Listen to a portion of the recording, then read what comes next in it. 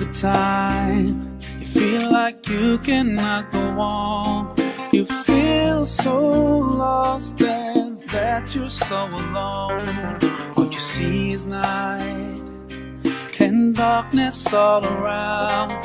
You feel so helpless, you can't see which way to go. Don't despair and never lose hope, 'cause Allah is always by your side. Inch'Allah, Inch'Allah. J'aimerais savoir si dans la complexité, enfin au-delà de la complexité des intelligences et de leur singularité, s'il y aurait une méthodologie de compréhension du Coran qui serait juste, ou si au contraire de cette propre intelligence découlerait une compréhension propre du texte. Très bonne question. Très bonne question. Et là, je vais vous donner une réponse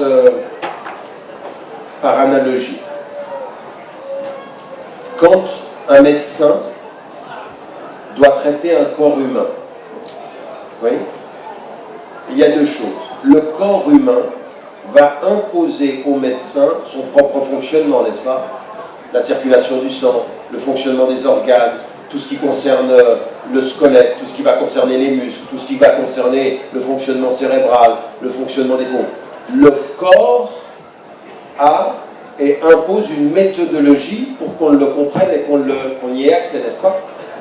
Mais à côté de ceci, un bon médecin n'est pas forcément celui qui sait comment le corps fonctionne, c'est celui qui, en fonction du problème dans le corps qui devrait fonctionner normalement, va trouver la meilleure stratégie, le meilleur remède, la meilleure intervention médicale sur le problème pour retrouver l'ordre naturel du corps. On est d'accord? Donc le bon médecin, c'est pas celui qui sait, c'est pas quelqu'un qui vous prend un livre et qui vous dit voilà comment ton corps fonctionne, oui, merci, mais je suis malade. D'accord? Ça, c'est pas un bon médecin, c'est un ordinateur. On appuie sur un bouton, il vous dit tout. Le bon médecin, il voit le problème, comprend le problème, et c'est... Le texte coranique, c'est la même chose. Vous avez un texte, et pour pouvoir accéder au texte, vous devez comprendre comment le texte est constitué. Premier élément. Un texte, il est lié à une langue, n'est-ce pas? Donc vous devez connaître la maîtrise de la langue arabe, par exemple. Mais ce n'est pas simplement la langue arabe dans les mots, ça va être dans la grammaire. La grammaire vous voyez, la grammaire c'est plus que le mot. La grammaire c'est la constitution de phrases portant du sens à partir de mots constitués en sens et qui vont pouvoir changer de sens en fonction qu'ils sont sujet ou verbe ou complément ou ce que vous voulez. Donc il y a une grammaire.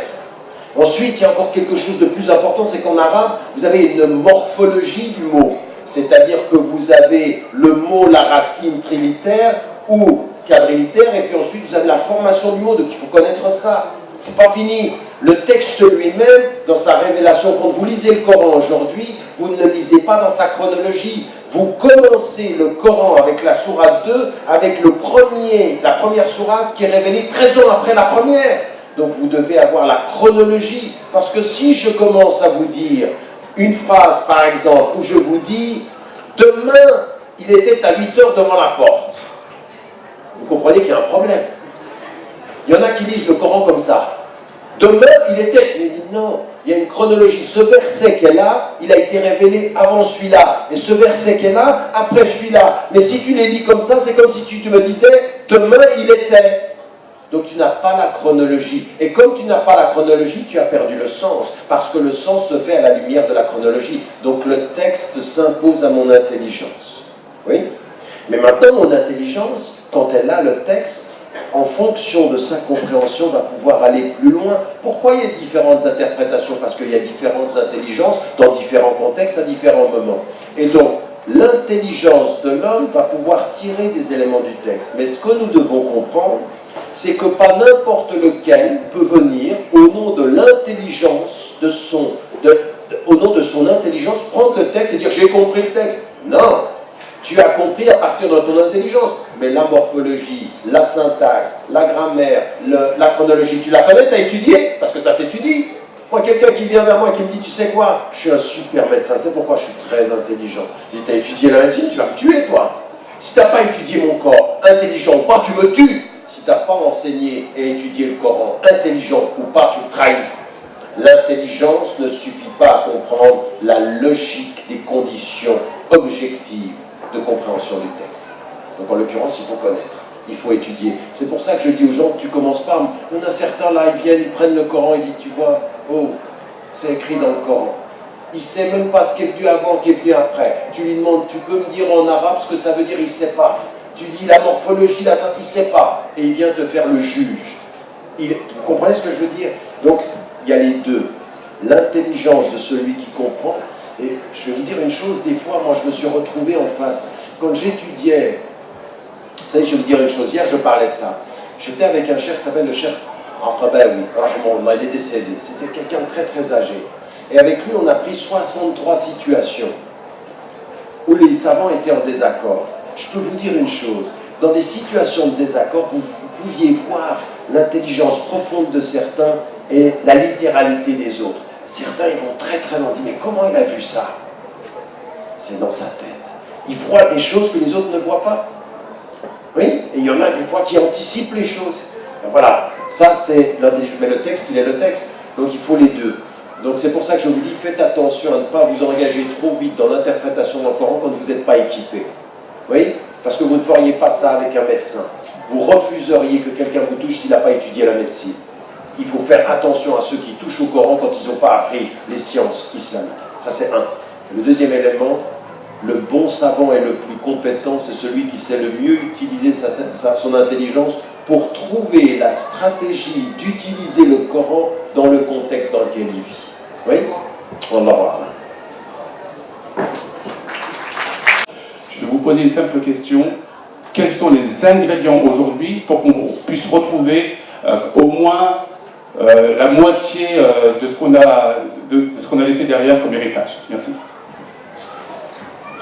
J'aime bien vos simples questions ici. Les simples questions, ça peut être des séminaires d'études. Écoutez, la première des choses, moi déjà, très humblement, je ne parle jamais comme ça. Je ne parle jamais du déclin de l'islam. Ça ne veut rien dire pour moi. La première des solutions au problème, c'est d'arrêter de parler de ça. J'avais écrit une fois une phrase qui disait « Il y a certaines personnes qui ont perdu la bataille avant même de l'avoir commencée. » Vous savez pourquoi? Parce qu'ils pensaient avant de la commencer qu'ils l'avaient perdue. Oui, à force de se dire, il y en a tout le temps, chaque fois que je viens, je ne peux pas faire une ville du monde. Mais c'est vrai, en Malaisie, c'est vrai, en Turquie, c'est vrai, au Moyen-Orient, c'est vrai, ici, chaque fois que tu viens quelqu'un, tu ne te rends pas compte comment on est divisé. Ben oui, ben voilà, ben c'est fini, on a déjà perdu. C'est pas possible. On s'enterre avant d'être debout, on s'auto, si vous voulez, vous savez, on s'auto-mutile intellectuellement. Le problème que nous avons, c'est que nous manquons de sérénité, nous manquons de confiance en nous, et en fait nous manquons de confiance en Dieu.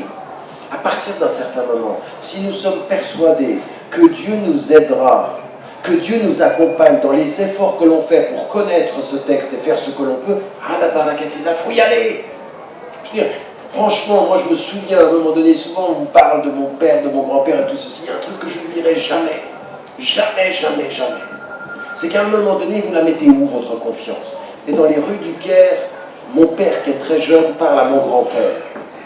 Et à un moment donné, il l'arrête et il a les larmes aux yeux. Parce qu'ils ont énormément de problèmes avec les gens, tout le temps en train de se plaindre, ils sont tout le temps en train de se plaindre. Et lui, il l'arrête et lui dit, écoute-moi bien, si je travaillais pour les hommes, j'aurais cessé. Mais je travaille pour Dieu et on ne s'arrête pas. Et à partir d'un certain moment, la confiance, elle est là. À un moment donné, moi, je veux dire, quand j'ai dans mon cœur cette idée que si vous faites le bien, il est avec vous, vous pensez que des gens qui sont là en train de vous dire, vous les musulmans, et toi, mais vas-y, cause toujours, t'es une page de l'histoire. Nous, ce qu'on veut, c'est changer l'histoire pour le meilleur. Donc, l'idée du déclin, il faut arrêter. L'idée de s'auto-persuader qu'on n'y arrive pas, qu'on n'est pas bon. Mais encore une fois, moi, si j'ai envie qu'un élève échoue à l'école, je vais vers lui, je lui dis, mais t'en as pas marre d'être bête. Quand est-ce que tu vas devenir intelligent? Mais t'es nul. Et lui, une fois, deux fois, trois fois, il va finir par... Et la communauté musulmane, les musulmans à travers le monde s'auto-perçoivent qu'à un moment donné, ils n'y arriveront pas. Et donc, à partir d'un certain moment, nous avons produit les armes de notre propre impuissance. Je répète, non pas le constat, les armes de l'impuissance. Est-ce que c'est les armes de l'impuissance? Les armes de l'impuissance, c'est quand tu as l'impression que tu as une arme et que tu te trompes d'arme. Tu penses que plus je crie, plus je suis armé. Non. Un cri, tu es désarmé. Énervé, tu es désarmé. Dans le conflit permanent, tu es désarmé. Non. L'arme de celui qui change le monde, c'est la sérénité, c'est le calme et c'est la vue longue. C'est la vue très longue. Très très longue. Oui, on a des difficultés, mais tu sais quoi? On va gagner. En Palestine, avec tout ce qui leur tombe dessus, continuez au bout du compte. Votre injustice est temporelle.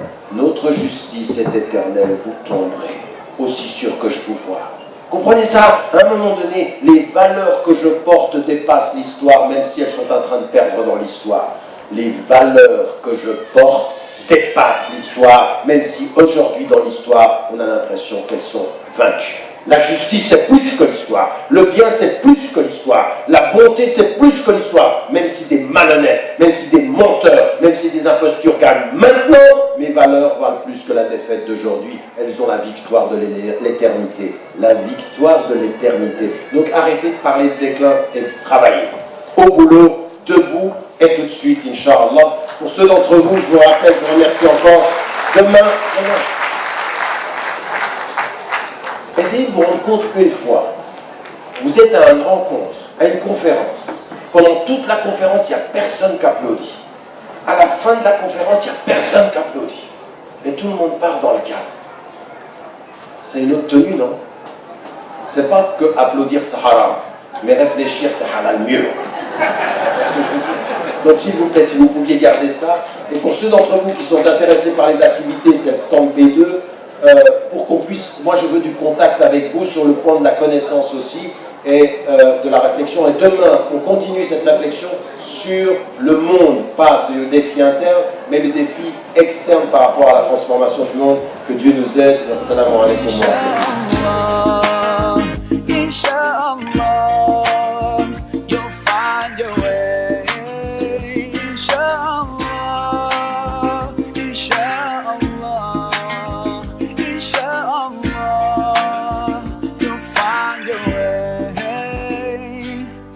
Every time you commit one more mistake, you feel you can't repent and that it's way too late. You're so confused, wrong decisions you have made haunt your mind and your heart is full of shame. But don't despair and never lose hope.